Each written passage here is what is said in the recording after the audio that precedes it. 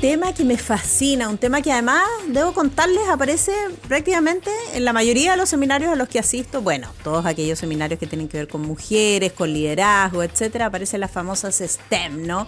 Y las posibilidades que tenemos las mujeres o no tenemos en el ámbito de las matemáticas. ¿Elegimos o no elegimos estas carreras? ¿Realmente representamos una importancia o un porcentaje importante de las mujeres en estas carreras que son tan necesarias para la vida, la tecnología, las ciencias, las matemáticas? Hoy día no nos vamos a abocar exactamente a eso, pero es un tema que evidentemente colinda. María Fernanda Ramírez está con nosotros, profesora asistente en College UC y en el Departamento de Ingeniería Industrial de la Pontificia Universidad Católica de Chile, además PhD y magíster en Políticas Públicas en la Universidad de Harvard.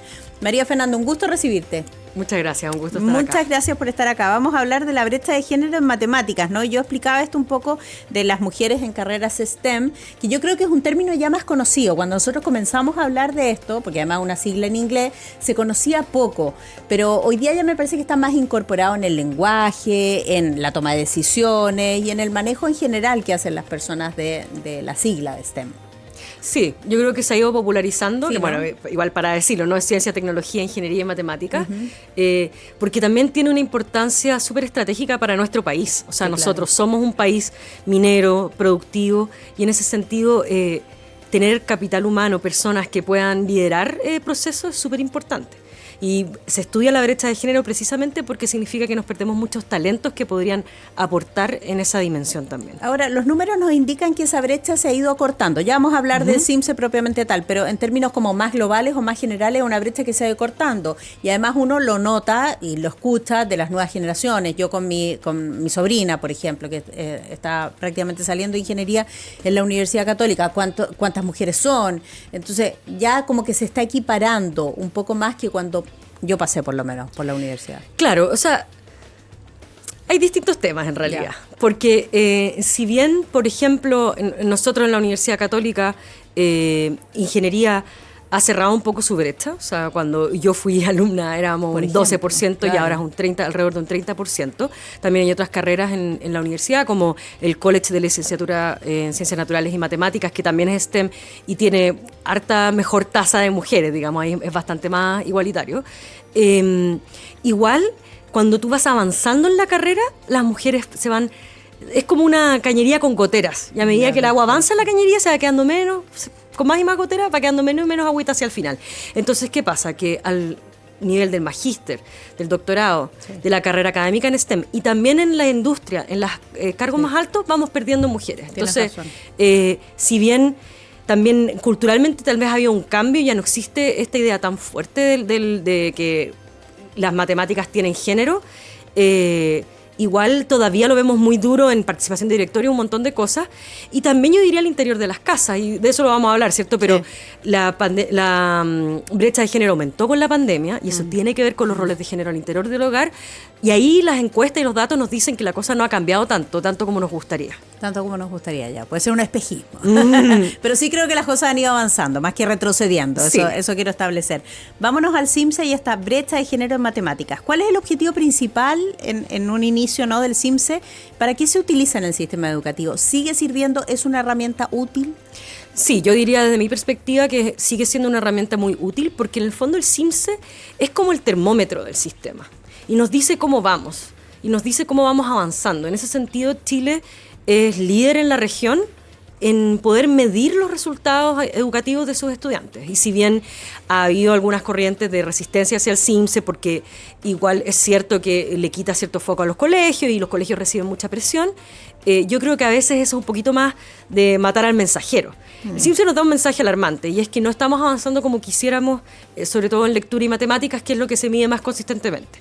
Y eso nosotros tenemos que mejorarlo, pero si no fuera el CIMSE y fuera otra herramienta, nos estaría dando el mismo mensaje, que es que tenemos un problema y que tenemos que, o sea, si nosotros queremos pegarnos el salto como país, tenemos que empezar a invertir. ¿No estamos avanzando y las mujeres están avanzando menos en matemáticas? Claro. La pandemia, que fue... Nosotros teníamos una brecha histórica en matemáticas a favor de los hombres y en lenguaje a favor de las mujeres. ¿Muy marcada? Muy marcada. Pero se había ido cerrando a lo largo del tiempo. Y eso era una noticia positiva para nosotros como país. Y pasó que en la pandemia, que fue un problema a nivel educacional para todos los países, pero Chile fue uno de los países que más cerró los colegios en el mundo. Entonces nosotros nos atrasamos más que el resto. Quiero recordar aquí, solo hacer el paréntesis, que el colegio de profesores llamaba a no volver a clase. Sí, no solo el colegio de profesores, fueron muchos los actores. Otros, pero digo, el colegio de profesores siendo un actor súper relevante, digamos. Sí, no, sí fue realmente como para uno que le interesaba mucho la educación y siempre le ha interesado era el mundo al revés, porque cuando se hablaba de que había que mantener abiertas las cosas esenciales, bueno, ¿qué más esencial que la educación? Sin embargo, eso pasó y eso radicó en que bajamos nuestros resultados educativos en general. Y eso nosotros lo vemos en la universidad con las cohortes que van entrando y que se nota que tienen un déficit por la pandemia, pero también se ve en los estudiantes más chicos, que son como herramientas más básicas de matemáticas y de lectura. Ya, entonces, ¿qué pasó? Se abrió una brecha, todos empeoraron, pero no todos empeoraron igual. Las Siempre mujeres pasa empeoraron más en matemáticas y los hombres no en lenguaje. Entonces ahí uno empieza a preguntarse, bueno, lo que pasa siempre, las poblaciones más vulnerables o que están afectadas a ciertos estereotipos, al final reciben los golpes más duros. Y en caso de matemáticas fue así. Entonces, bueno, hay distintas explicaciones de por qué eso puede haber ocurrido, pero el hecho es que hasta el día de hoy las mujeres no solamente empeoraron más, sino que se han recuperado más lento. Y eso mantiene la brecha de matemáticas que se había logrado cerrar abierta. Perfecto. Ahora, dentro de las hipótesis, tú dices, se manejan varias hipótesis, ¿no? Al respecto de por qué ocurrió esto. En lo sustancial, o a lo mejor en los tres hechos sustanciales, ¿qué podemos decir? ¿Por qué pasó? Porque para los padres era más difícil enseñarles, para las madres cuidadoras enseñarles matemáticas. Estoy locurando aquí. Claro. Mira, lo que se cree es que al quedarse los niños en la casa, los niños empezaron a también ayudar en las tareas domésticas. Y ahí hay una simetría, que es la simetría del cuidado en general, no solamente con los niños y niñas, en que las niñas toman más, o sea, hacen más cargo de eso. También, entonces, ¿qué pasa? Que tuvieron menos tiempo para estudiar porque se dedicaron a apoyar otras cosas. Esa es una teoría. Hay otra teoría que dice que los padres y madres invierten como sus recursos educativos, que es ayudar al niño o a niña a hacer las tareas, a enseñar, etcétera, donde creen que él va a rendir más. Y que por lo tanto, si yo pienso que los niños, mi hijo tiene que ser bueno para la matemática y mi hija tiene que ser buena para la lectura, a mi hijo lo ayudo en las tareas de matemática y a mi hijo en la tarea de lectura. Entonces, estos estereotipos que en y amplías la brecha ahí. Claro, estos estereotipos que en el hogar sabemos que están activos, porque en Chile hasta el día de hoy las tareas domésticas y todo todavía son súper muy femeninas, masculinizadas o feminizadas dependiendo de la tarea, sí. Claro. Entonces, eso nosotros sabemos que existe. Y al estar el niño o niña en ese entorno, eso se agudiza. Entonces igual uno dice, bueno, tal vez el colegio había tenido un rol igualador, cuando vuelven los niños a la casa por 2 años, no los dejamos salir, eso se vuelve a abrir. Entonces esa también es otra posible teoría de por qué ocurrió. Perfecto. ¿Cómo repercute esto en el acceso de las mujeres a carreras STEM? Va a repercutir de una manera muy negativa. Lo vamos a ver en las próximas. Lo vamos a ver en las próximas, porque nosotros lo estamos viendo la brecha en cuarto básico, en octavo básico, en segundo medio. Y así van esas personas, esos niños van a ir avanzando.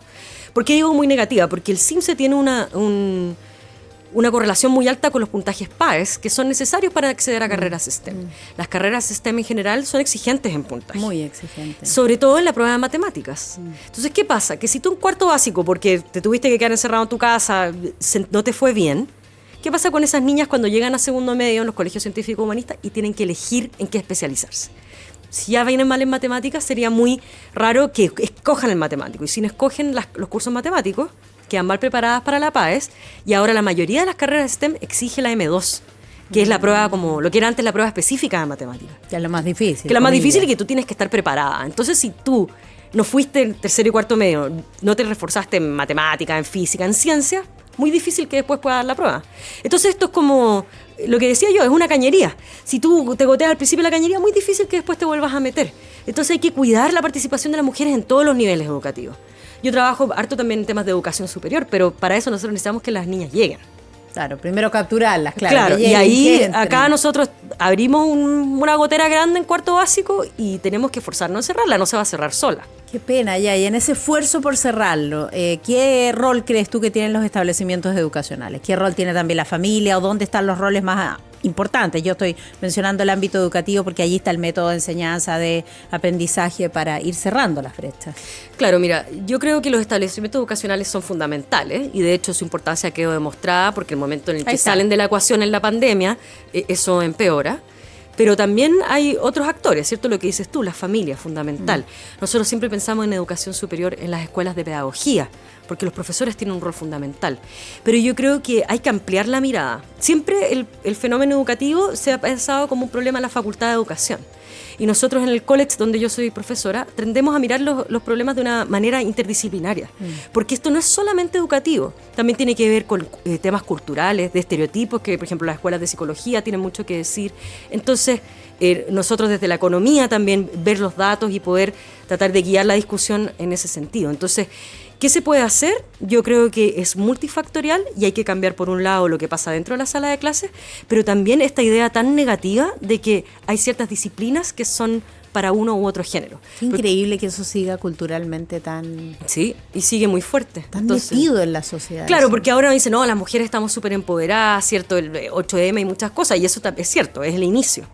Pero hasta que no entre a las familias... las niñas y los niños van a seguir limitados en sus posibilidades. Tiene que permear, porque no hay ningún estudio científico que indique además que los hombres tienen más facilidad para las matemáticas. Claro, eso es un mito. Las matemáticas son igual para todos. Claro, eso es un mito muy negativo de que los niños por el género tienen como ciertas habilidades naturales para uno para otra mejor cosa. Los problemas matemáticos. Claro, y que las mujeres son mejores en el cuidado. Eso es muy cultural. ¿Por qué? Porque hay grandes mujeres que han sido premios Nobel de química, de matemáticas. Nosotros lo vemos en la escuela de ingeniería y en la universidad, en el college, les va excelente a las mujeres y a los hombres también les va excelente ciencias sociales, en arte y humanidades. Entonces, ¿por qué les cortamos las alas? Vamos, si lo que nosotros necesitamos es la persona o las personas que mejor resuelvan los problemas. No debiera importar ni el género, ni por otras, tampoco el nivel socioeconómico u otras características que los niños nacen con eso. Nomás es como tu nombre o tu color de pelo, no debiera ser tan determinante. Bueno, y por eso los juegos, los juguetes, a propósito que ahora viene Navidad, ¿no? La exposición de los niños a estas distintas actividades tiene que ser equitativa, así labores de cuidado para los niños y también para las mujeres, matemáticas o algo que las lleve por ese ámbito. Estudiaste algo, a mi juicio, fascinante, María Fernanda, no la ingeniería, las políticas públicas. Y además lo hiciste en Harvard. Qué increíble haber pasado por ahí y ya tener ese conocimiento. Y sobre eso quería preguntarte, ¿la política pública realmente puede orientarse para ir cerrando también estas brechas? ¿Tiene algo que decir la política pública ahí? Claro, mucho, mucho. Porque la política pública puede impulsar ciertas iniciativas en los colegios y en todo el trabajo con la infancia, no solamente dentro de los colegios, que puede ayudar a superar este problema. Por ejemplo, hay una iniciativa muy interesante que se llaman los 5 principios, que tratan de educar a los padres desde los 0 años, digamos, lo que uno pensaría como el Chile crece contigo, digamos. Son 5 acciones muy simples que se puede tener con los niños para mejorar su proceso educativo desde el inicio. ¿Y eso está vigente? Y eso está vigente. O sea, bueno, esa es una iniciativa que partió en la Escuela de Educación de Harvard, donde yo hice mi doctorado, pero que se ha tratado de implementar en Chile y que podría dársele mucha más fuerza. ¿Cuáles son las 5 claves? Mira, yo no me acuerdo, no las sé de memoria, pero por ejemplo, una es leer con los niños todos los días. Algo tan simple, porque uno puede leer cualquier cosa, o sea, agarrar el celular, leer un cuento, lo que sea. Eso para los niños es fundamental. Lo otro es describir con los niños, o sea, cuando tú estás hablando con tu hijo, niño, es describirle lo que estás haciendo, hablarle, porque por el lenguaje aprenden y los primeros 3 años son los más fundamentales, porque ahí es donde el cerebro crece, conexiones neuronales y un montón de cosas. Entonces, sí, como explicita el proceso, explicita lo que está ocurriendo. Exacto, explicita la lógica, usar vocabulario, tratar de enseñarles vocabulario nuevo. Los niños son una esponja. Sí. Y aprenden más de lo que uno cree. Ya, eso es súper importante. Lo bueno y lo malo. Lo bueno y lo malo. Entonces, la política pública tiene harto que decir ahí. Y ahí a mí me gustaría darle el acento en que en esta época de elecciones y debates, la educación está quedando abajo. Hay otros temas que nos tienen la cabeza y la agenda ocupada, migración, seguridad, etcétera. Pero la educación es fundamental y es la piedra angular.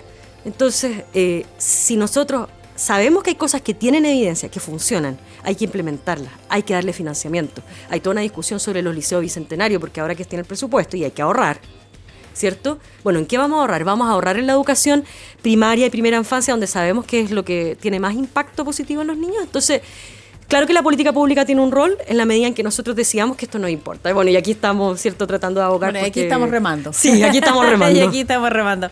María Fernanda Ramírez, muchísimas gracias por haber estado con nosotros, ayudando a cerrar esta brecha de género en en las mujeres, ¿no? Específicamente que se observó ahora en el CIMSE, brecha de género en matemáticas, pero si lo damos vuelta, vemos brecha de género en lenguaje para los hombres.